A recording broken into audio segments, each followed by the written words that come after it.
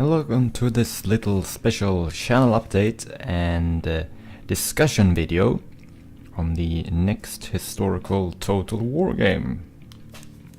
So, I'll just do a quick news update for you guys first, and that is that in about a week or so I will be taking a little holiday and will be gone for about a week or so, which means that you cannot probably expect there to be much videos for maybe 1 or 2 weeks.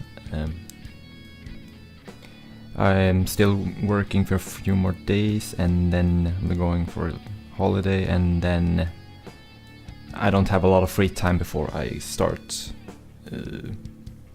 up with my studies again, so just thought I would let you know. If you think that there's less videos than normally, then that's the reason. But I also want to discuss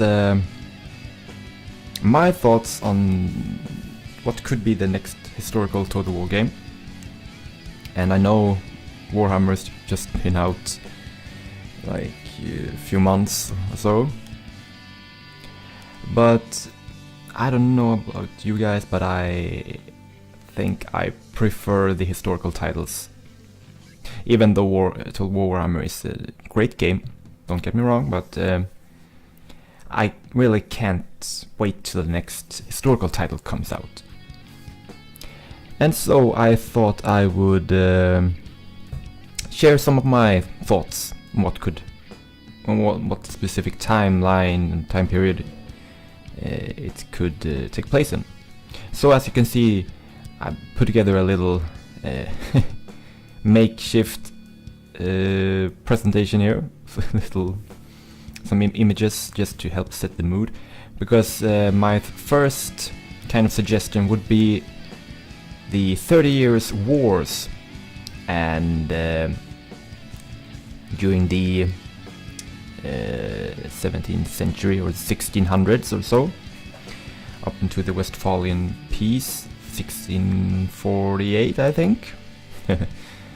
And well, it's an interesting conflict, long one for first and foremost, but there were different intervals and periods, and yeah, but it has I think it has a great capacity for interesting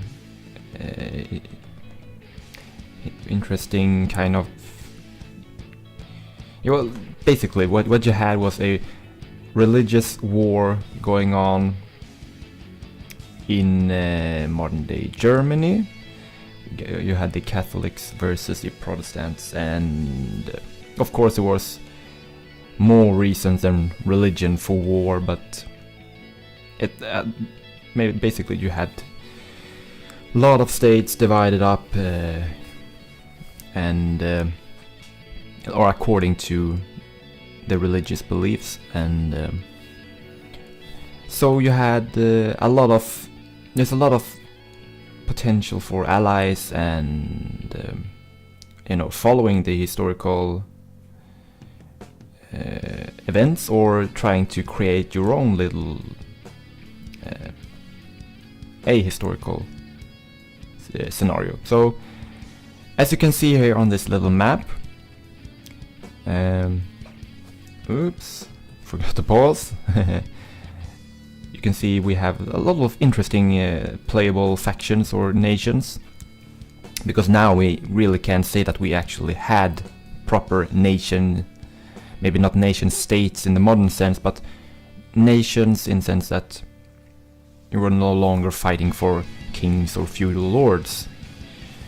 So you can see we have the Habsburg empires or Habsburg kingdoms, Austria and Spain, of course Catholics, and you could play as Prussia perhaps, or some of the German states. You could choose to play as the I think they're called emperor states in Swedish history, but the Catholics basically with the emperor, and trying to basically hold together what was once the Holy Roman Empire, Or you could play as Sweden, who had a pretty significant part actually, and this was kind of the war that helped make available or helped launch the little kind of Sweden period of greatness, if you would like to call it that.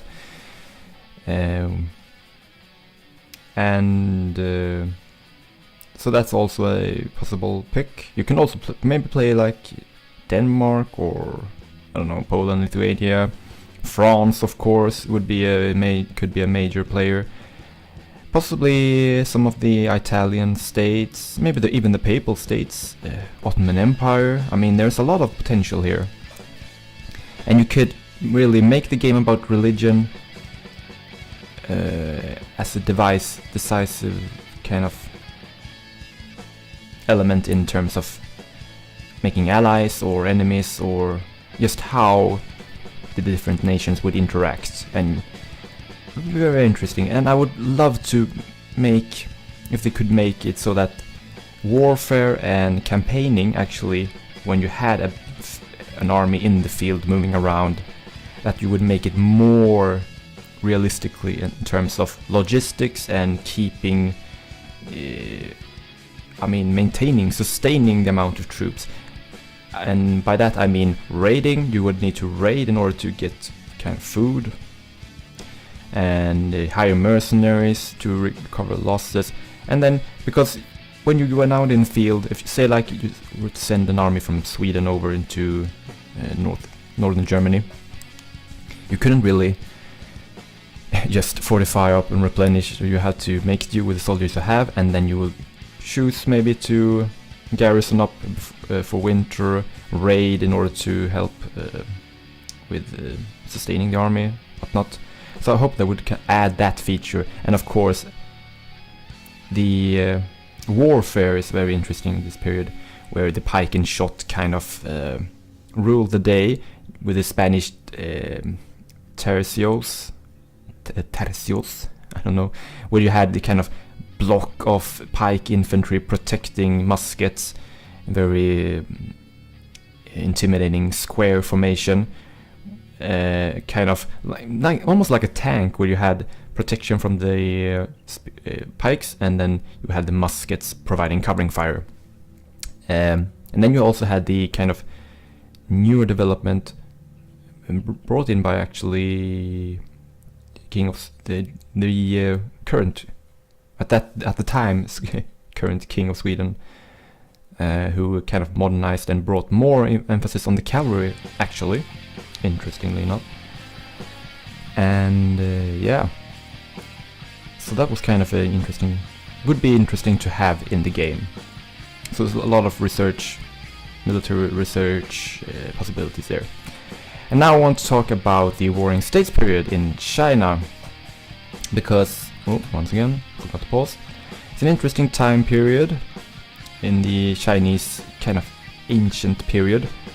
Timeline is a bit disputed, but somewhere around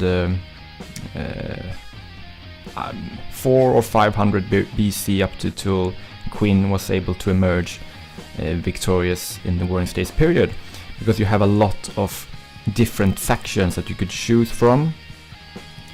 And as you can see on your map, we have Qin over here in the red, and we have Qi, Chu, Han, Wei, Zhao, or Zhao, I don't know how to pronounce these names, Yan.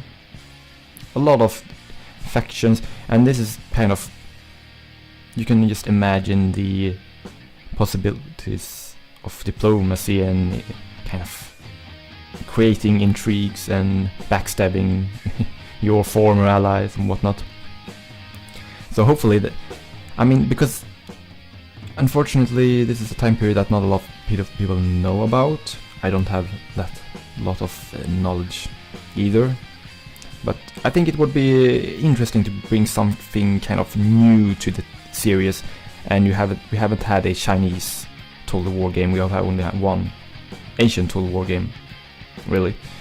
So, and if you think of the technological advances that we had because of China, this would be very interesting to see, to be able to research a bit more maybe a bit more focus on technological advancement and statesmanship rather than warfare, perhaps, but that would be very interesting, to say the least. And I would also like to talk a bit about, perhaps a bit of a dark horse here, but it would be interesting to see a game perhaps covering the rise of the Ottoman Empire, or some aspect of the Ottoman Empire's timeline, because it is very long, basically from the 1300s up until basically the end of the First World War. But picking some timeline, a gap in the timeline, and then maybe flesh it out a bit would be interesting. You could have like trying to conquer the remains of the Eastern Roman Empire and warring against the Arabs and the Muslims who expanded rapidly during the 700s or so, and the conversion to Islam perhaps could be interesting. I don't know, there's a lot of I think that the Ottoman Empire hasn't really played that main huge role in a total war game. Only been like, they're present only in the Empire title, so yeah, it would be interesting to see, because you have a lot of different theater options. You could choose, if a later game could take place in Europe a lot, but you could also have more early approach in modern day Turkey, of course, and then Middle East, north of Africa, and you could perhaps go outside the historical borders and allow it to expand into maybe India or northern, going up into the Caucasus region or whatever. And now, finally, I'll just show you the map here as well. You have the different timeline periods. So you could maybe pick one of these kind of stages and adopt it for a total war game. But now, this is what I really want to leave you with. Could this be the future of total war gaming? Because, hear me out on this one. What if we could have Creative Assembly come up with the timeline and design the battle maps and the units and maybe the engine for fighting? A new engine would be awesome, but yeah. And then you leave the campaign map with diplomacy, economy, trade, and characters, family trees, you name it, everything. You leave that to potent developers such as Paradox Interactive. I mean, take a look at Crusader Kingdoms, Europa Universalis.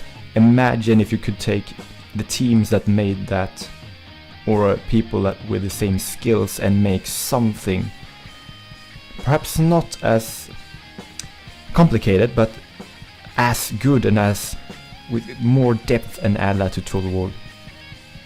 Now that would be something I would really be willing to pay for. Yeah, maybe it will never happen, but I would just like to throw it out there. But yeah, that's it. So if you have any suggestions, comments of your own, feel free to suggest. And as always, thanks for watching, and bye for now.